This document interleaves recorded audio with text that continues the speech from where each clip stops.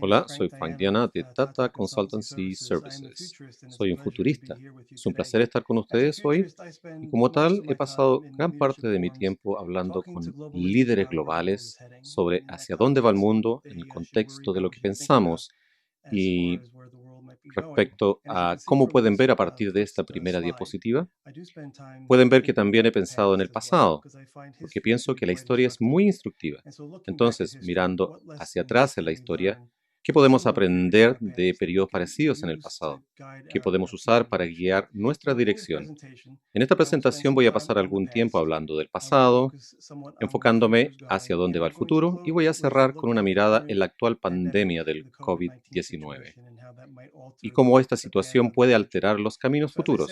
Como dije, la primera parte de esta jornada es mirar a la historia, específicamente en los últimos 2 siglos que han sido de desarrollo humano y donde hemos concentrado nuestras energías en mejorar nuestra forma de vida, nuestro bienestar y un progreso en esa área. El periodo de la historia donde hemos realizado el mayor progreso es en la segunda revolución industrial, más que nada por las innovaciones de aquella época que nos permitieron aumentar nuestro trabajo para una posteridad. Y si miran esta rueda de innovaciones que he desarrollado, tiende a mapear algunas de las invenciones, actividades y eventos que ocurrieron en ese periodo en beneficio de nuestro bienestar, como educación, etcétera. Como pueden ver de la rueda, mucho ha ocurrido durante ese periodo, y algunos historiadores creen que nunca veremos en el futuro un periodo que pueda replicar lo que ocurrió entonces, por diversas razones. Pero es importante decir que ese fue un periodo de gran impacto en la historia. Y si miramos hacia atrás, al comienzo de la revolución industrial, y lo comparamos con lo que vemos hoy, es bastante aterrador en las similitudes. Vean la lista de cosas que ocurrieron en los años de 1920, de la situación de desigualdad al retroceso en las migraciones, incluso la pandemia de 1918. Mucho de esto lo vemos espejado en ese periodo de 1920. Entonces la pregunta que me hago es si la historia se repite en el marco de este año 2020. Y si es así, debemos ver lo que ocurre después de 1920 en los 25 años siguientes. No fue un buen tiempo porque tuvimos la guerra mundial, la depresión, pero luego volveremos a esto. Lo importante aquí es que somos testigos de algo que hemos visto antes y que las consecuencias no fueron positivas. Entonces, ¿qué hemos aprendido de ese periodo y cómo lo aplicamos en el futuro? Y si miramos esta diapositiva, como yo he probado, es una tentativa de mostrar todas las actividades o por lo menos algunas de las actividades que han ocurrido entonces. Y si ustedes ven las casillas de colores, vemos muchas convergencias entre ciencia, tecnología, política, negocios, etcétera, incluso a nivel social. Y son esas grandes depresiones y guerras mundiales que impulsan estas convergencias de manera que podemos ver desde 1920 en adelante lo que sucedía en la sociedad para impulsar nuestro futuro. Pero ahondando un poco más a esta pregunta de similitudes en ese periodo, vemos algunas actividades que se sobreponen en ese periodo, como la gripe española, vemos los problemas de migración, otras fuerzas, vemos invenciones, muchas cosas que ocurrieron en aquella época que vamos a comenzar a ver. Entonces, si pensamos, nos hacemos la pregunta que siempre me formulo como futurista, ¿cuáles son esos eventos, actividades, invenciones, etcétera, que van a ocurrir en los próximos 20, 30 o 40 años, que van a ayudar a formar el futuro? No podemos predecir esto. Tenemos un lienzo en blanco en estos momentos, pero ¿cómo podemos crear un lienzo que pueda crear un buen futuro como sociedad, que es lo que queremos lograr? Y la pregunta es, ¿cuáles son los catalizadores que probablemente van a impulsar este futuro hacia adelante? ¿Qué impulsa la acción humana? Porque de acuerdo a nuestros dispositivos, los humanos no actúan a menos que lo tengan que hacer. Entonces, nuevamente, la Gran Depresión, la Primera Guerra Mundial, la Segunda Guerra Mundial fueron catalizadores que forzaron a los humanos. Entonces, la pregunta que formulo al público es, ¿qué catalizadores tendremos en el futuro? La respuesta son cosas como la innovación, cambio climático, geopolítica, varias cosas que las personas piensan que pueden servir como catalizadores.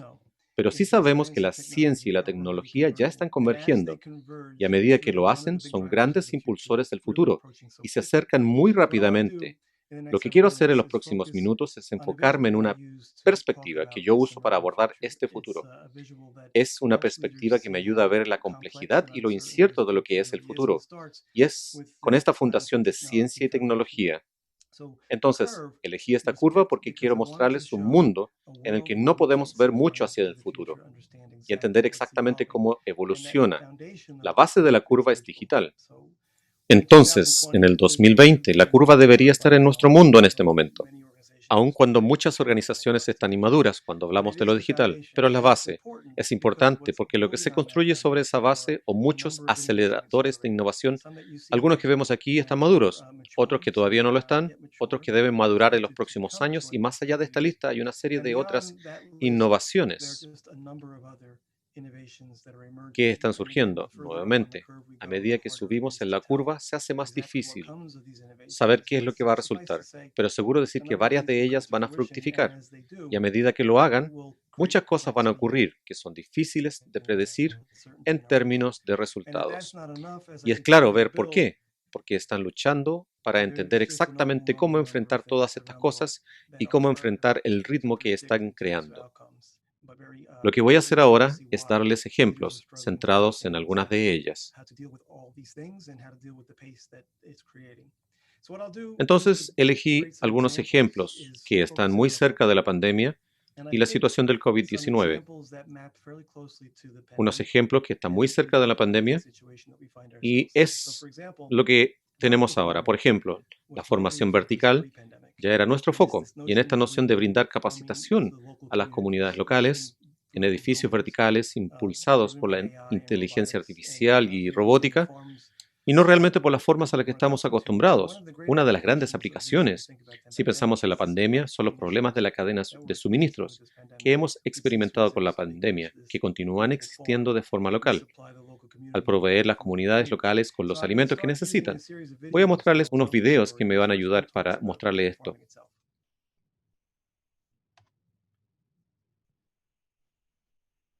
Cultivo vertical.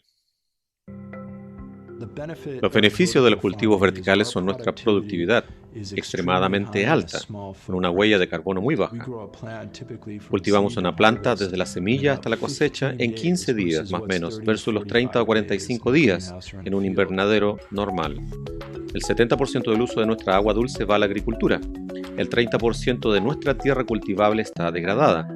Los cultivos aéreos usan 95% menos de agua que los cultivos tradicionales y rinden hasta 390 veces más por metro cuadrado. Desde el punto de vista de diseño, tenemos los principios de la economía circular, pero en definitiva, usamos menos tierra, eliminamos residuos y los impactos son menores mientras cultivamos. Los sistemas aeropónicos suministran simplemente la cantidad necesaria de tierra, temperatura, humedad para crear las mejores condiciones. Y es importante decir que la población pasa por eventos de clima extremos y cambios climáticos. Hay preocupación de que el suministro de alimentos también sea impactado. El cultivo vertical alivia parte de estos problemas dependiendo si hay algo que considerar. Este es un ejemplo. Aquí hay otro ejemplo en el que me voy a enfocar. Es la progresión de la realidad virtual. Hay razones para decir que la realidad virtual cuenta su historia porque tiene implicancias a corto plazo, con impactos profundos, por ejemplo, que la realidad virtual desplazó los viajes aéreos en un 20%, lo que muchos en la industria piensan que va a ocurrir a fines del 2020. Y tenemos que preguntarnos qué podría ocurrir si la pandemia realmente desplaza los viajes aéreos, porque tenemos que preguntarnos si esta cifra podría ser aún mayor. El impacto a corto plazo de la realidad virtual podría interrumpir negocios en general, pero las implicancias del largo plazo de la realidad virtual son profundas e impactantes para los humanos.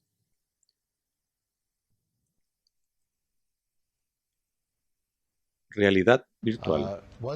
Las historias están dentro de nuestro cerebro y para finales del 2020, básicamente mi cerebro no siente cosas en forma directa.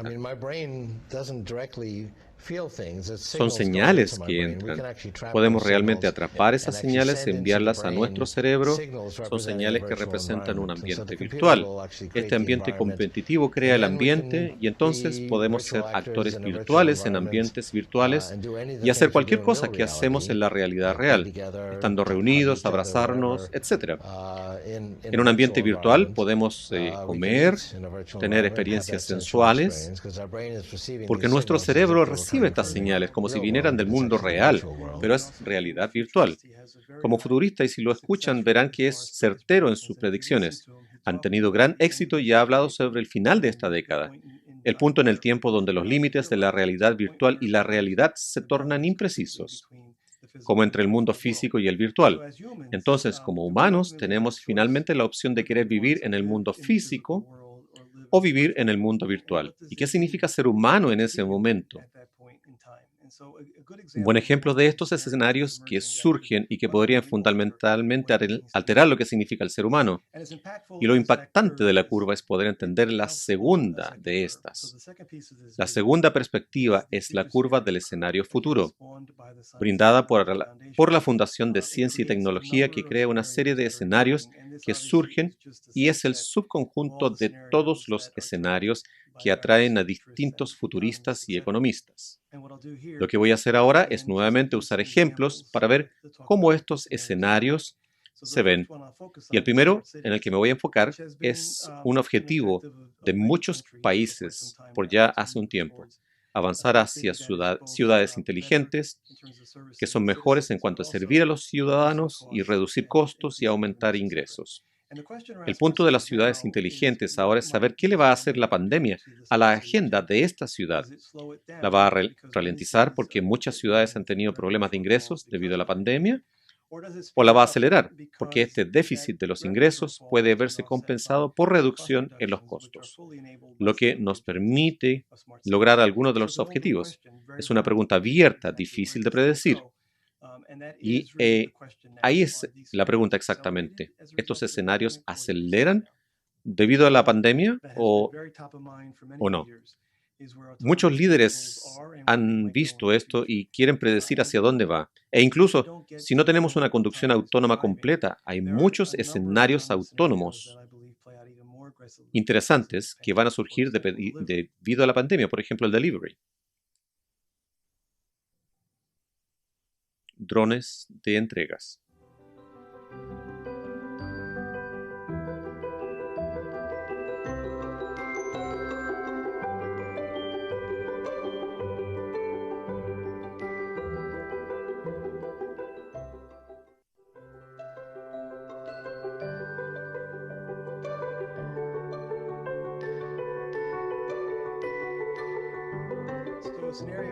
Este es un escenario que ya es una realidad, como ya lo comenté, que va a requerir mucho más atención. Como hemos visto con esta pandemia, y las innovaciones se van a acelerar.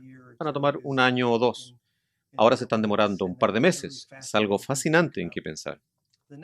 Lo otro en lo que me quiero enfocar es lo que llamo institución 2.0. La creencia aquí es que las instituciones de la sociedad son la base de la sociedad en los contratos sociales, construidos en otra época, y ya excedimos rápidamente el uso de muchas de estas instituciones.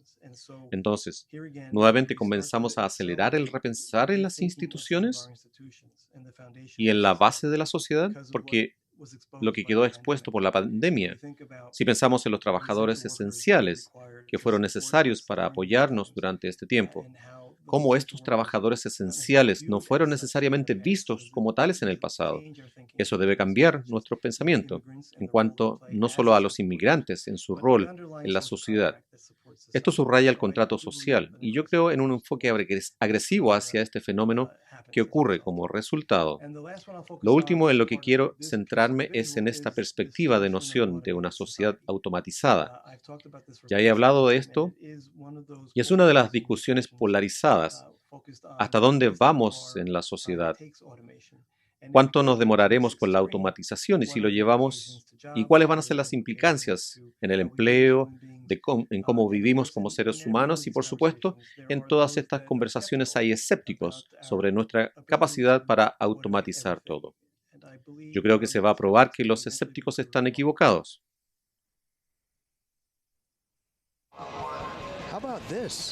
¿Qué es esto? Ayer el robot hizo este impresionante lanzamiento. ¿Qué más se podría esperar en una gran final del campeonato? El Drake lanzó al 16, más de un año para que esto ocurriera. Yo no me sentiría muy cómodo.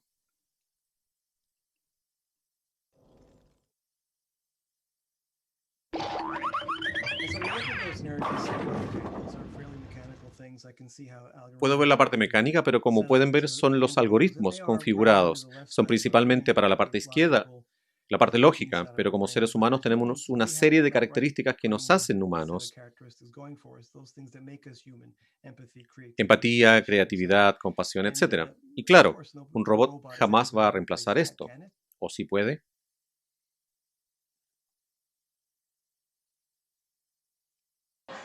Robots sociales.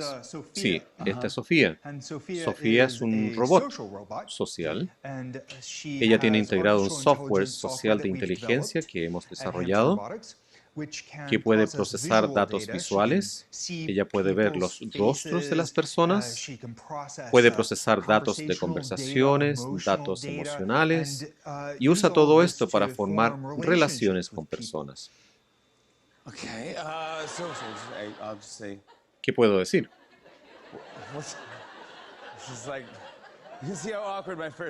Me siento como en mi primera cita y estoy nervioso con un robot. Le voy a decir, hola.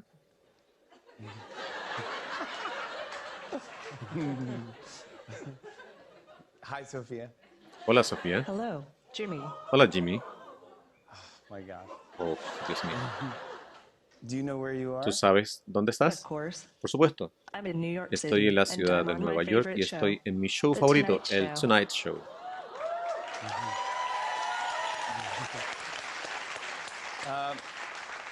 Sophia, can you tell me a Sofía, joke? ¿podrías contarme un Sure. chiste? Por supuesto. What cheese can never be yours? ¿Qué queso jamás será Cheese can tuyo? never be mine, ¿Qué I don't queso know. jamás será mío? No lo sé. Nacho cheese. Nacho Yeah, cheese. that's good, yeah. That's not... I like ¿Te nacho gusta ese cheese. queso? Nacho cheese is... El nacho cheese es Ew. malo. Gosh, dude, ew. I'm getting ¿Se laughs. están riendo de mí? Maybe I should host Tal the vez show. yo debería Okay, ser la all right. anfitriona de este show. Uno llega a olvidarse de que se está tratando de un robot. Este robot es muy conversador a medida que interactúa con un humano. Y si vemos aplicaciones como compañías para adultos mayores que están aislados y en soledad, que es la mayor causa de muerte entre los mayores, una de ellas, pueden ver escenarios donde un robot comienza a adoptar características humanas, que son un desafío para una sociedad que está envejeciendo. Al mismo tiempo, un robot con esas características podría algún día reemplazar a los humanos a cierto nivel, con la gran preocupación por otro lado. Uno de los ejemplos es el camino constructivo y potencialmente disruptivo, pero la creatividad, compasión, empatía y otras características del cerebro podrían algún día ser reemplazados por robots. Y la tercera y parte final de este gráfico que desarrollé es la parte de suicidios. Es interesante que estos ejercen un impacto bidireccional. Las sociedades influenciando hacia dónde se dirigen esas curvas y estas, a medida que evolucionan, están finalmente alterando las sociedades. Entonces es interesante ver esta dinámica. Nuevamente se centra en un par de estos factores de suicidio. El primero es muy importante, donde hubo una falla en el trabajo con las distintas poblaciones en el mundo, como lo podemos ver en el gráfico, y ahora, entre el 2030 específicamente, hay preocupaciones por parte de los economistas porque no tendremos suficientes trabajadores para hacer el trabajo. Lo que es interesante dada nuestra preocupación de que no habrá suficientes empleos. Pero este factor social se apoya o es impulsado por dos factores. Una es la baja en la tasa de fertilidad en el mundo y el otro es el envejecimiento de la población. En el gráfico superior vemos que por primera vez en la historia tenemos menos niños de 5 años que personas de 65. Esto es fascinante. En la parte inferior derecha podemos ver que la tasa de fertilidad ha caído globalmente al punto donde nos acercamos a la tasa de reposición para seres humanos. Esto ha afectado agresivamente la tasa de crecimiento de la población para los próximos años y la composición de la población, siendo que los mayores serán una gran parte de esta. Las enfermedades son algo obvio. Puede no haber sido obvio antes de la pandemia, pero la pandemia nos ha demostrado que las enfermedades sí son un desafío y es probable que sea un evento recurrente, no solamente un evento único una vez que pase la pandemia. Entonces, las enfermedades son otro ejemplo. Y ahora me enfocaré en el hecho de que tenemos ahora 5 generaciones de trabajadores en nuestra fuerza laboral, como lo vemos en el gráfico, con la generación Z entrando a la fuerza laboral mientras conversamos. Y esta es la primera vez en la historia humana que tenemos tantos trabajadores en nuestra fuerza laboral. Y ahora vivimos mucho más, que es uno de los escenarios. Si vivimos en forma saludable, vamos a vivir más, complicando este factor social. Entonces, ¿hay impactos? División generacional. Papá quería preguntarte, ¿cómo te va con el nuevo iPad que te traje para tu cumpleaños? Bien. ¿Las aplicaciones funcionan bien? ¿De qué aplicaciones me estás hablando?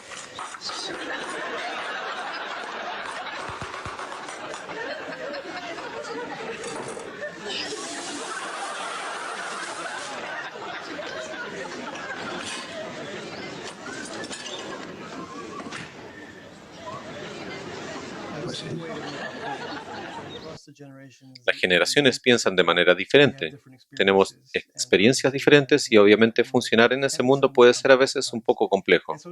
Entonces, juntos veremos el gráfico que desarrollé y que les había mencionado. Es el gráfico que uso con líderes y que me ayuda a describir este futuro emergente. Y cuando lo observan en forma colectiva, vemos cómo destaca la complejidad de este futuro, la incertidumbre de ese mundo, y este es el número de elementos básicos que se combinan y que le están dando forma a este futuro. Quiero destacar algunas cosas.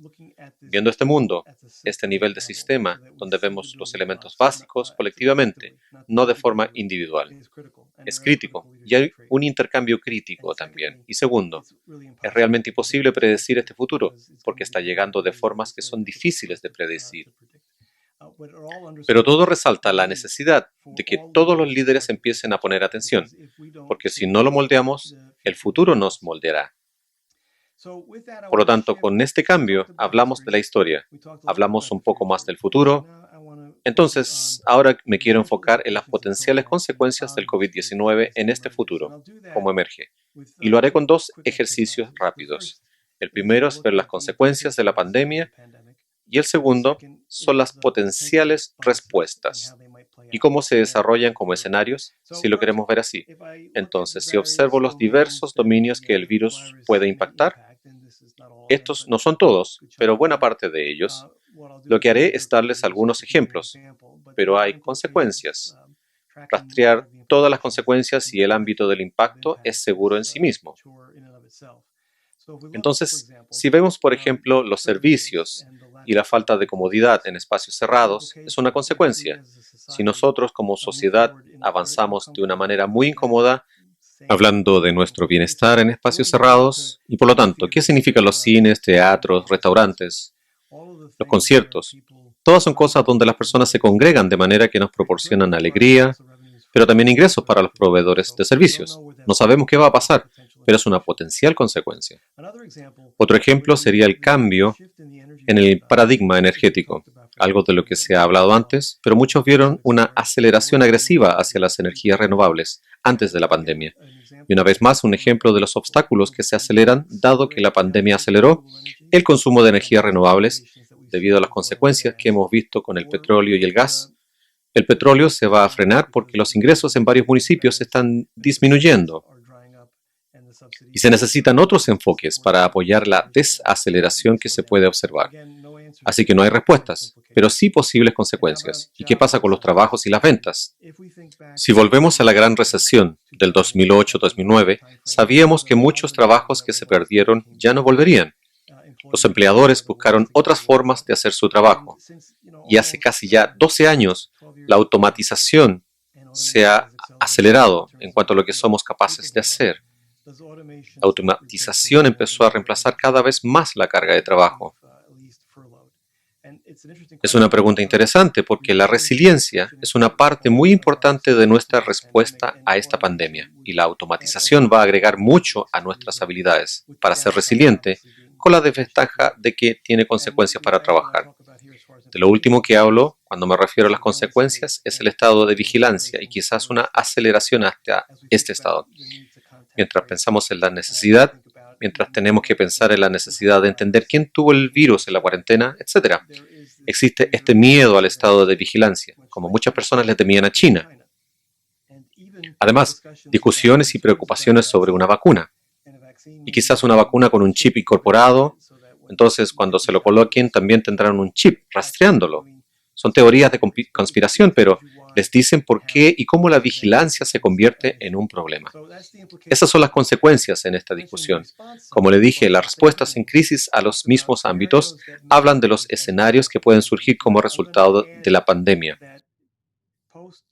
Las predicciones de crisis en el pasado, como la pandemia de 1919, como las otras predicciones del pasado, donde las post-crisis nunca se materializaron. Entonces tenemos una preocupación de que las predicciones que hacemos hoy van a errar el tiro. Y estas no son predicciones, son escenarios que se podrían desarrollar. Eso quería mencionar. Echemos un vistazo al primero. Sabemos que la educación se detuvo como resultado de la pandemia y muchas instituciones tuvieron que irse a plataformas de aprendizaje más digitales. También sabemos que hay más problemas y baches mientras los educadores tratan de ir hacia allá, pero la pandemia es un acelerador hacia el aprendizaje digital y realmente yo creo que sí es. La pregunta es, ¿cuán rápido llegaremos ahí en formas que realmente apoyen la necesidad de educación? Me preocupa que estos baches impacten el resultado de la educación, al menos en el corto plazo, pero es un acelerador. El siguiente está en el área de la cadena de suministros, y la pregunta que hice antes sobre resiliencia juega un rol fundamental aquí. La eficiencia siempre ha sido una meta de las cadenas de suministro, pero ahora vemos el impacto de algo como la pandemia y la resiliencia que se requiere para superar este evento extremo. Es algo que tenemos que pensar. Por eso cambiamos eficiencia por resiliencia. Con esto no conlleva con automatización agresiva, porque todos tratan de minimizar el impacto o eficiencia. Preguntas abiertas, pero con potencial respuesta. El próximo es probablemente adoptar el trabajo remoto. Una gran pregunta. Muchos creen que veremos una aceleración en las personas trabajando desde la casa, pero la medida en que esto pasará todavía es una pregunta en abierto. ¿Lo adoptaremos en gran escala o volveremos a la interacción humana cara a cara en una oficina? Y si lo hacemos, ¿las oficinas serán distintas a las de hoy? Y la última parte de la respuesta a esta discusión es la noción de que contactar algo es una preocupación debido a la pandemia. Y esto nos mueve de manera más agresiva a interfaces sin contacto. Entraremos a los edificios sin tocar nada. Esta es la real preocupación, el contacto.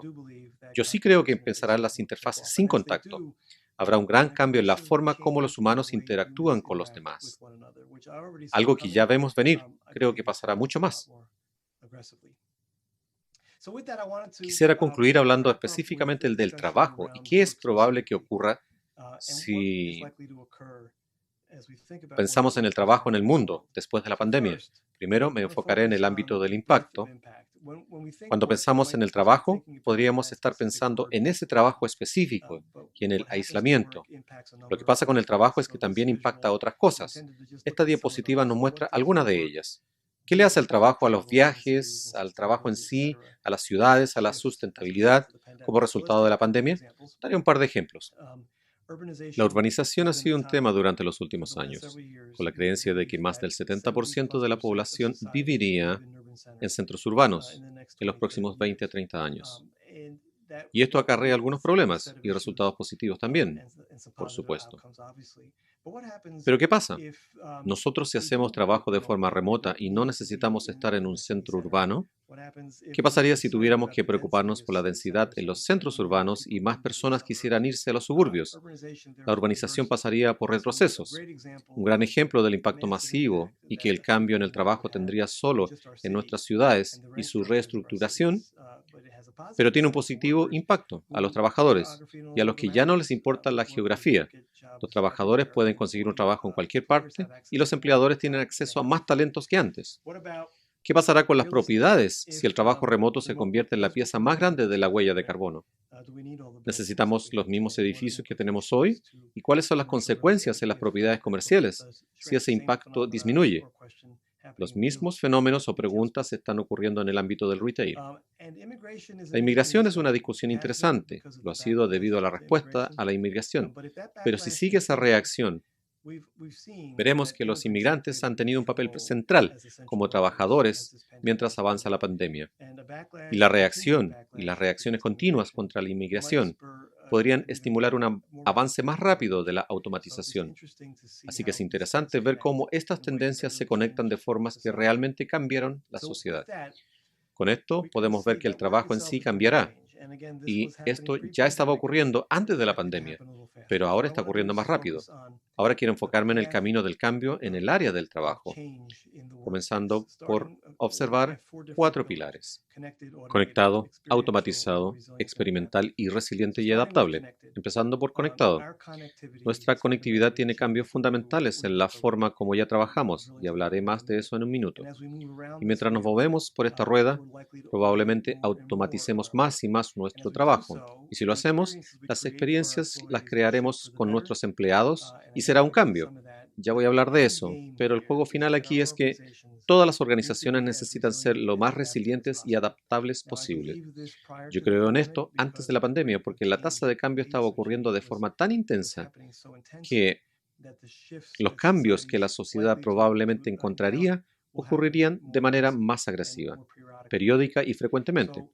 Nuestra habilidad para lidiar con esos cambios como individuos, como organizaciones, es muy crítico para seguir avanzando. Incluso sin la pandemia, las empresas necesitan ir a un lugar de resiliencia y adaptabilidad. Y este es el último estado en este viaje.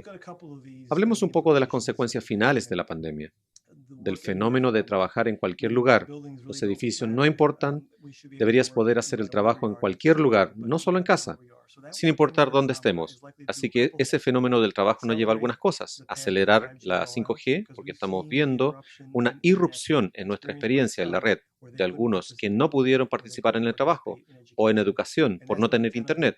Eso no es deseable, por lo tanto creo que el 5G será un acelerador. Expandir la conectividad en todo el mundo, el fenómeno visto en Facebook, Google, nos dicen que también se acelerará en el sentido de la automatización. Estamos buscando la productividad de la nueva generación para más de 20 años. La pregunta es por qué con toda esta tecnología digital no hemos sido capaces de mejorar nuestra productividad. Los medios han estado ahí, pero no han sido expuestos o explotados en forma que lleven a esta nueva generación. Así que creo que esta pandemia está llevando hacia la automatización a gran escala, que lleva a la nueva generación a la productividad. En el contexto de nuestros empleados, hay mucho que considerar además de su experiencia. Pero después me voy a enfocar en eso porque es el espacio de trabajo híbrido. Yo creo que todos vamos a tener una oficina y lo que hagamos en una oficina podría cambiar. ¿Cuántas personas necesitan estar ahí? Podría cambiar. Y una oficina podría ser híbrida. Es un trabajo en una forma de fenómeno. Las experiencias virtuales a lo largo del tiempo serán una gran parte de la ecuación. Lo que podríamos hacer virtualmente si fuéramos colegas en algún punto del tiempo. Y en la última parte de esta imagen está resiliente, adaptable y activos, para que esta historia ocurriera, porque realmente importa el retail. El espacio, oficinas y edificios. El último activo que tenemos, lo más flexibles que podamos ser como organizaciones. Si nosotros trabajamos para una oficina o edificio de oficinas y nos vamos a un lugar más resiliente y adaptable, este es solo un ejemplo de una táctica para ser más resilientes y adaptables. En esta rueda vemos un trayecto. Y este no es un trayecto lineal. No podemos entrar en él en cualquier punto. Pero estos son los estados a lo largo del camino para ir de ese lugar conectado al lugar con resiliencia y adaptabilidad. Y en uno de los puntos claves que debe considerar un líder es el ADN de nuestras organizaciones. Así que pensamos en los atributos que nos convierten en quienes somos como individuos y como organizaciones. Estos son los críticos. Fueron críticos hace 5 años, como lo mencioné, cuando lo digital aceleraba el paso. Son mucho más críticos ahora si pensamos en un mundo post-pandemia.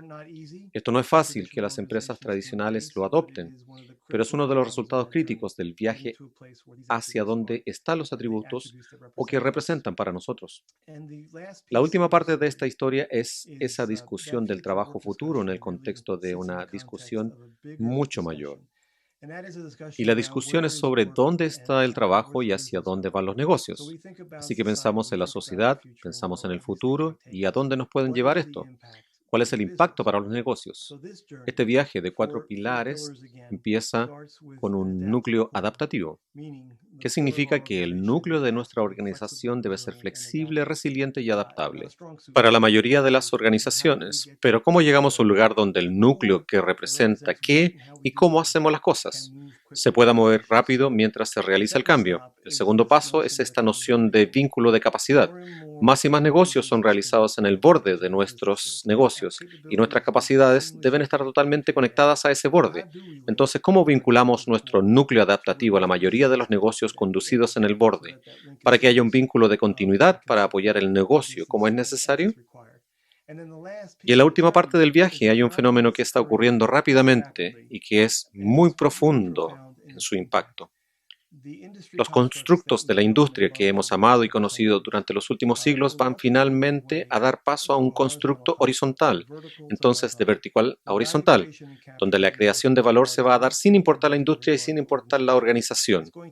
Va a requerir de diversas partes interesadas a lo largo de la industria para crear valor en el futuro y eso es representado por los ecosistemas. Habrá varios, pero el punto clave es que las organizaciones deben potenciar sus ecosistemas.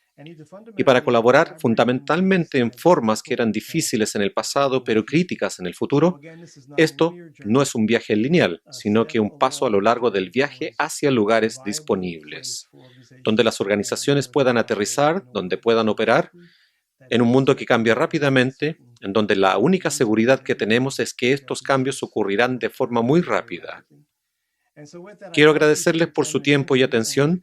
Como pueden ver en esta imagen, aparece mi blog. Siéntanse libres de seguir mi blog, donde muchos de estos temas se discuten de forma regular. Muchas gracias por su tiempo.